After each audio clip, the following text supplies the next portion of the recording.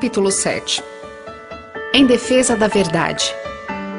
O dever de adorar a Deus está baseado no fato de que Ele é o Criador. Venham, adoremos prostrados e ajoelhemos diante do Senhor, o nosso Criador. Reconheçam que o Senhor é o nosso Deus, Ele nos fez e somos dele. Em Apocalipse 14, a humanidade é chamada a adorar o Criador e a guardar os seus mandamentos. Um desses mandamentos apresenta Deus como o Criador. O 7º dia é o sábado do Senhor teu Deus, porque em 6 dias fez o Senhor os céus e a terra, o mar e tudo o que neles há, e ao 7º dia descansou. Por isso, o Senhor abençoou o dia de sábado e o santificou. O sábado, diz o Senhor, é um sinal entre nós. Então vocês saberão que eu sou o Senhor, o seu Deus. Se o sábado tivesse sido guardado por todos, o ser humano sempre teria sido dirigido a adorar o Criador. Jamais teria existido idólatra, ateu ou cético. A guarda do sábado é um sinal de lealdade para com aquele que fez os céus, a terra, o mar e tudo o que neles há. A mensagem que ordena os seres humanos a adorar a Deus e guardar os seus mandamentos nos chama especialmente a que observemos o 4º mandamento, que trata do sábado. Restauração da verdade. Isaías assim predisse a obra de restauração do sábado, que seria realizada nos últimos dias. Mantenham a justiça e pratiquem o que é direito, pois a minha salvação está perto, e logo será revelada a minha retidão. Feliz aquele que age assim. O homem que nisso permanece firme, observando o sábado para não profaná-lo e vigiando sua mão para não cometer nenhum mal. Os estrangeiros que se unirem ao Senhor para servi-lo, para amarem o nome do Senhor e prestar-lhe culto, todos os que guardarem o sábado deixando de profaná-lo e que se apegarem à minha aliança, esses eu trarei ao meu santo monte e lhes darei alegria em minha casa de oração. Pois a minha casa será chamada casa de oração para todos os povos. Essas palavras se aplicam à era cristã, como é visto pelo contexto. Aqui está prefigurada a reunião dos não-judeus pelo Evangelho, quando os servos de Deus pregassem a todas as nações a mensagem das boas novas. O Senhor ordena: guarde o mandamento com cuidado e cele a lei entre os meus discípulos. O selo da lei de Deus é encontrado no 4º mandamento. Somente esse, entre todos os 10, apresenta tanto o nome quanto o título do legislador. Quando o sábado foi mudado pelo poder papal, o selo foi retirado da lei. Os seguidores de Jesus são chamados a restabelecê-lo, exaltando o sábado como um memorial do Criador e sinal de sua autoridade. É dada a ordem: grite alto, não se contenha. Levante a voz como trombeta. Anuncie ao meu povo a rebelião dele e à comunidade de Jacó os seus pecados. Aqueles que o Senhor designa como meu povo devem ser reprovados por sua transgressão. E esse é um grupo de pessoas que imagina estar fazendo corretamente o serviço de Deus. Mas a repreensão solene do Senhor, que conhece os corações, prova que eles estão desprezando os mandamentos divinos. O profeta apresenta nestas palavras a ordenança que tem estado esquecida. Seu povo reconstruirá as velhas ruínas e restaurará os alicerces antigos. Você será chamado reparador de muros, restaurador de ruas e moradias. Se você vigiar seus pés para não profanar o sábado e para não fazer o que bem quiser em meu santo dia, se você chamar delícia o sábado e honroso o santo dia do Senhor, e se honrá-lo deixando de seguir seu próprio caminho, de fazer o que bem quiser e de falar futilidades, então você terá no Senhor a sua alegria. A lei de Deus foi feita em ruínas quando o sábado foi modificado. Chegou, porém, o tempo para que a ruína seja reparada. O sábado foi guardado por Adão em sua inocência no Éden.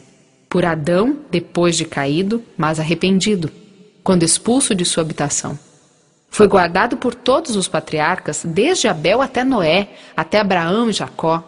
Quando o Senhor libertou Israel, proclamou sua lei à multidão. Preservado o sábado. Desde aquele tempo até o presente, o sábado tem sido guardado. Embora o inimigo tenha sido bem-sucedido em pisotear o santo dia de Deus, pessoas fiéis em lugares ocultos preservaram sua honra. Essas verdades relacionadas ao Evangelho eterno distinguirão o povo de Deus antes do retorno de Cristo.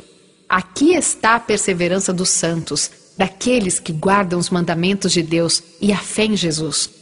Aqueles que receberam a luz sobre a lei de Deus encheram-se de alegria ao verem a harmonia da verdade. Desejaram que a luz fosse comunicada a todos os cristãos. Mas as verdades que estão em discordância com o mundo não foram bem recebidas por muitos que pretendiam ser seguidores de Cristo. Quando as exigências do sábado foram apresentadas, muitos disseram: sempre guardamos o domingo, nossos pais o observaram, e muitas pessoas boas morreram felizes enquanto o guardavam. Guardar o novo dia nos poria em desacordo com o restante das pessoas. O que pode um pequeno grupo, guardando o sétimo dia, esperar fazer contra todo mundo que guarda o domingo? Foi com argumentos semelhantes que judeus justificaram sua rejeição a Cristo.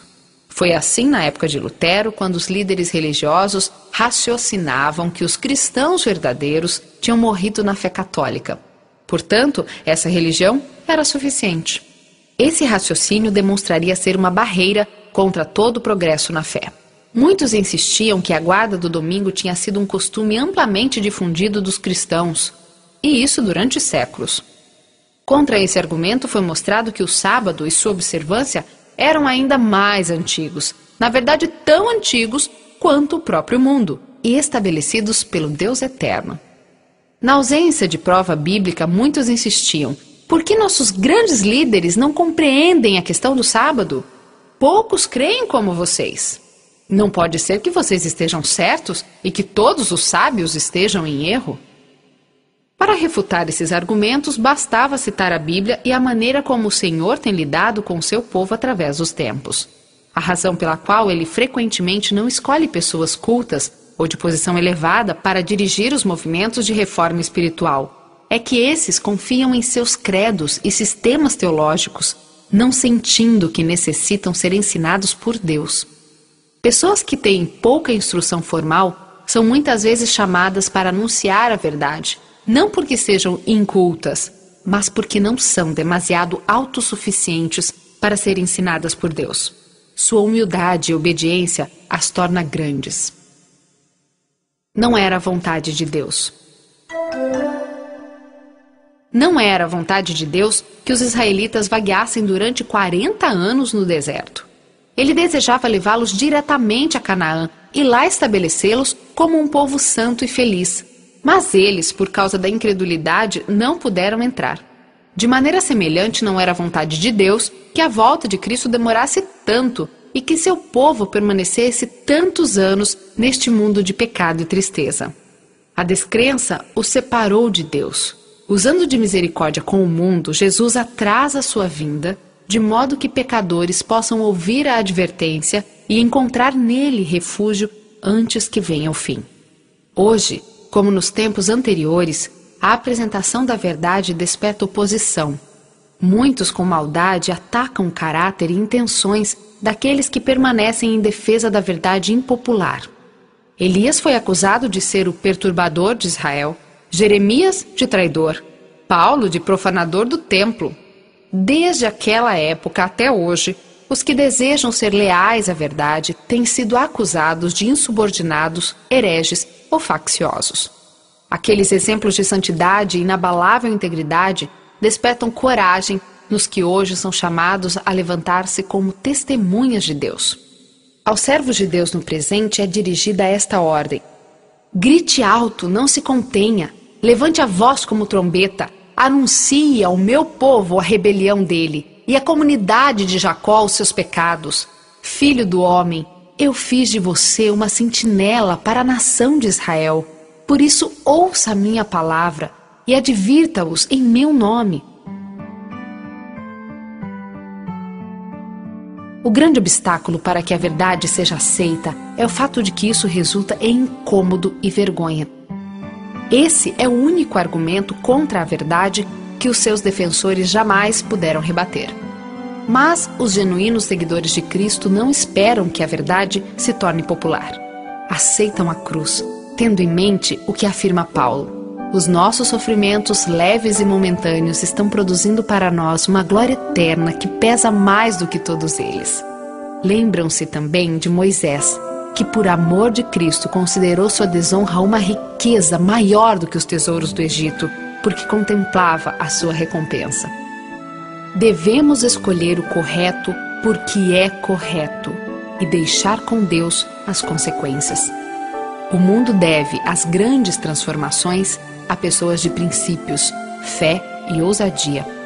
Por meio dessas pessoas será realizada a obra de restauração da verdade para este tempo.